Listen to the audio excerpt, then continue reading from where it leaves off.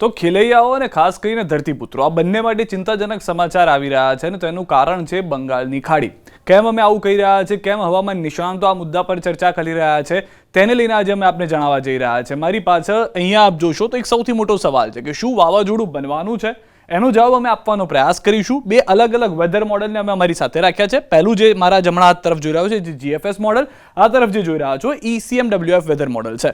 હવે આપ લોકો માટે આસાન કરવા માટે એક બાદ એક મોડલ, જેમ કે GFS મોડલની જો વાત કરીએ તો ત્યાં આગળની જે પરિસ્થિતિ આપ જોશો તો અહીંયા આગળ ખૂબ જ એક પરિસ્થિતિ એવી જોવા મળી રહી છે ઓક્ટોબરની સ્ટાર્ટિંગમાં અને આપણા નવરાત્રી દરમિયાન, નવરાત્રીનો મધ્યનો ભાગ આવતા અઠવાડિયાની વાત છે કે ત્યારે આ પરિસ્થિતિ હોઈ શકે છે કે જેમાં વરસાદની શક્યતા ગુજરાતમાં કેમ થશે, કારણ કે આ જે સિસ્ટમ છે જે GFS મોડલ પ્રમાણે થોડી હળવી સિસ્ટમ છે, પરંતુ આ સિસ્ટમ તે આવી શકે છે ગુજરાતની અંદર ભારે વરસાદ લાવી શકે છે અથવા તો છૂટો છવાયો વરસાદ લાવી શકે છે સમગ્ર ગુજરાતમાં અને કેટલાક વિસ્તારમાં સારો એવો વરસાદ જોવા મળી શકે છે. હવે આ જે સિસ્ટમ છે એ ધીમે ધીમે આગળ વધી રહી છે. હવે આ સિસ્ટમને તમે જોશો તો ખ્યાલ આવશે કે તે મધ્યપ્રદેશ તરફથી આગળ જઈ અને ગુજરાતને તેની થોડી ઘણી અસર કરી શકે છે અને 2 ઓક્ટોબર સુધી તેની અસર જે છે તે જોવા મળી શકે છે, એટલે કે દશેરા સુધી તેની અસર જોવા મળી શકે છે તેવું માનવું છે આ GFS વેધર મોડલનું. પરંતુ અહીંયા આગળ બીજું એક વેધર મોડલ કે જે થોડી ચિંતા ઉપજાવનારું છે, જેને લઈને પણ નિષ્ણાતો કહી રહ્યા છે કે આ વાવાઝોડું બને તેટલી પરિસ્થિતિ ઊભી કરી શકે છે. વાવાઝોડું બનશે કે નહીં હજી એનો ખ્યાલ નથી.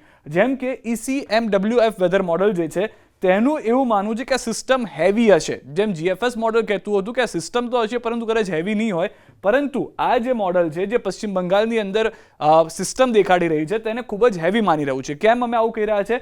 આ પરિસ્થિતિ જોશો, જેમ જેમ આ સિસ્ટમ આગળ વધતી જોવા મળી રહી છે, પવનના જે વમળો છે તે વધુ ઝડપી થતા જાય છે અને આ જે સિસ્ટમ છે તે પ્રમાણે ECMWF વેધર મોડલ પ્રમાણે આ સિસ્ટમ જે છે તે સીધી ગુજરાતમાં ઘૂસી શકે છે. ફરી એક વખત અહીંયા પણ નવરાત્રિની મધ્યથી અંતનો સમય હશે, ઓક્ટોબરની શરૂઆત હશે કે જ્યારે તે મધ્યપ્રદેશ થઈ, મહારાષ્ટ્ર થઈ અને દક્ષિણ ગુજરાતના કેટલાક વિસ્તારો, મધ્ય ગુજરાતના કેટલાક વિસ્તારો અને સાથે સાથે ઉત્તર ગુજરાતના વિસ્તારો અને સૌરાષ્ટ્રના, દક્ષિણ સૌરાષ્ટ્રના વિસ્તારોને પણ પોતાની તરફ લઈ શકે છે અને ત્યારબાદ સમગ્ર ગુજરાતની અંદર આ પરિસ્થિતિ એવી થઈ જશે કે વધારે વરસાદ લઈને આવશે. આપ સમજીને ચાલો કે કદાચ 8મું 9મું નોરતું હશે, અષ્ટમી ચાલતી હશે અને દશેરાની પરિસ્થિતિ થવાની હશે, એ દરમિયાન આ વરસાદ લાવી શકે છે સિસ્ટમ, જે હવામાન નિષ્ણાતો પણ કહી રહ્યા છે. અંબાલાલ પટેલે પણ તેને લઈને આગાહી કરી હતી. ન્યૂઝ 18 ગુજરાતી પર અથરેયા શેટ્ટીએ પણ તેને લઈને વાત કરી છે. તો આ જે સિસ્ટમ બંને જોઈ રહ્યા છો તે એક જ સિસ્ટમ છે, પરંતુ વેધર મોડલના જે અનુમાન છે તે અલગ અલગ જોવા મળી રહ્યા છે.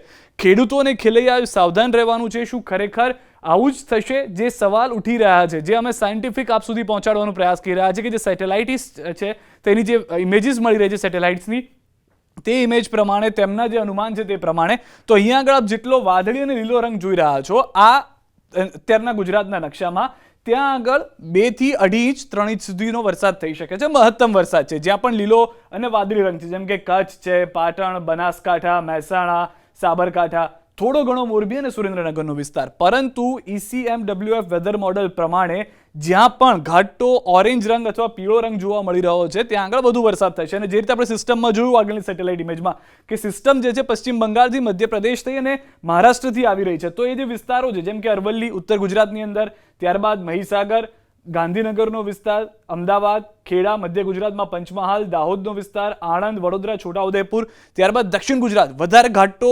આપણે કહીએ કે ઓરેન્જ રંગ જે છે તે જોવા મળી રહ્યો છે, કેસરી રંગ, જેમ કે ભરૂચ છે, સુરત છે, તાપી, ડાંગ, નવસારી અને વલસાડ. આ તમામ વિસ્તારો છે કે જ્યાં પણ 1.5 ઇંચ જેટલો વરસાદ જે છે તે જોવા મળી શકે છે. માફ કરશો, 1.5 ફૂટ જેટલો વરસાદ, 4 થી 5 ઇંચ જેટલો વરસાદ જે છે તે જોવા મળી શકે છે. આ જેટલો પણ ઘાટો ઓરેન્જ રંગ છે, પરંતુ ન ફક્ત દક્ષિણ ગુજરાત કે મધ્ય ગુજરાતના થોડા વિસ્તારો, પરંતુ અહીંયા આગળ સૌરાષ્ટ્રના વિસ્તારો ECMWF વેધર મોડલ પ્રમાણે 1.5 ફૂટ વરસાદની શક્યતા જેમ કે ભાવનગર જિલ્લામાં છે, અમરેલી જિલ્લામાં છે, બોટાદમાં છે, અમદાવાદના દક્ષિણ જેટલા વિસ્તારોમાં જે છે જોવા મળી રહ્યું છે. ગીર સોમનાથ, રાજકોટ, જુનાગઢ, પોરબંદર, જામનગર, દ્વારકા અથવા આ મોરબી સહિતના જે સૌરાષ્ટ્રના વિસ્તારો છે ત્યાં પણ સારો એવો વરસાદ જે છે તે જોવા મળી શકે છે. ખેલૈયાઓ નિરાશ થઈ શકે છે, ખેડૂતોને જતા જતા આ વરસાદ હેરાન કરી શકે છે, ભાદરવાનો આ વરસાદ નુકસાન લાવી શકે છે તેવું ECMWF વેધર મોડલ કહી રહ્યું છે. પરંતુ એક રાહતની વાત જે જોવા મળી કે આટલો ભારે વરસાદ નહીં આવે તેવું કોણ કહે છે? તેવું કહે છે GFS વેધર મોડલ. તેના કહેવા પ્રમાણે વરસાદ આવશે, ચોક્કસથી આવશે, સમગ્ર ગુજરાતમાં આવશે, છૂટો છવાયો વરસાદ થશે, પરંતુ તીવ્રતા ઓછી હોઈ શકે છે. જે આપણે 5-6 ઇંચ વરસાદની, 1.5 ફૂટ વરસાદની વાત કરતા હતા તેટલો વરસાદ ન પણ જોવા મળે. જેમાં આપ જોશો તો અહીંયા આગળ જે કેસરી રંગ જે છે અથવા તો પીળો જે રંગ છે તે સૌરાષ્ટ્રના થોડા વિસ્તાર સુધી સીમિત છે, જેમ કે દરિયા કિનારાના વિસ્તારોમાં મોરબી છે, જામનગર છે, દ્વારકા છે અને પોરબંદર છે, કે જ્યાં આગળ શક્યતાઓ છે કે થોડો વધારે તીવ્રતાવાળો વરસાદ જોવા મળે. બાકીના બધા વિસ્તારમાં વરસાદ તો છે, કચ્છને બાકાત કરતા મોટાભાગના વિસ્તારો તમને લીલા રંગમાં જ જોવા મળશે. તો એ તમામ વિસ્તારોમાં જેમ કે સુરેન્દ્રનગર, બોટાદ, ભાવનગર, આ તમામ વિસ્તારોમાં વરસાદ તો છે, તીવ્રતા ઓછી હશે. પાટણ, મહેસાણા, સાબરકાંઠા, બનાસકાંઠા, ગાંધીનગર, પરંતુ અહીંયા આગળ GFS વેધર મોડલ પણ જે દેખાડતું હતું કે સિસ્ટમ જે આવી રહી છે તે ફરી એક વખત મધ્યપ્રદેશ તરફથી આવી રહી છે, અને આ સિસ્ટમ GFS વેધર મોડલ પ્રમાણે થોડી હળવી હોઈ શકે છે કે જેથી તીવ્રતા ઓછી હોય. તો પંચમહાલ ને દાહોદમાં થોડો કેસરી રંગ જોશે, એટલે અહીંયા પણ 2.5 થી 3 ઇંચ જેટલો વરસાદ છે.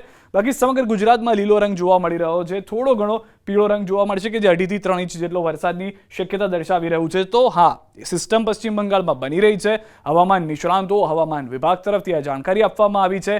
કેટલાક વિસ્તારની અંદર હવામાન વિભાગે આજે જ આગાહી કરીને કહ્યું કે કેટલાક વિસ્તારમાં જાણે વાવાઝોડું સક્રિય થતું હોય, સાયક્લોનિક એક્ટિવિટી હોય તેવી પરિસ્થિતિ જોવા મળી શકે છે, પરંતુ વાવાઝોડું છે કે નહીં તે હજી કેવું થોડું વહેલું થઈ જશે. પરંતુ તમામ ખેલૈયાઓ, ધરતીપુત્રો માટે એક થોડી ચિંતાની વાત એ છે કે વરસાદ આવી રહ્યો છે. કેટલાક વિસ્તારોમાં વરસાદ ચોક્કસથી થશે. શક્યતાઓ છે કે શનિ, રવિ, સોમથી શરૂઆત થાય, નવરાત્રી ખતમ થાય ત્યાં સુધી જોવા મળે, અને દશેરામાં પણ વરસાદની શક્યતા હોય તેવું હાલનું અનુમાન જોવા મળી રહ્યું છે, જે સેટેલાઇટ ઇમેજીસ છે, જે હવામાન નિષ્ણાંતો કહી રહ્યા છે.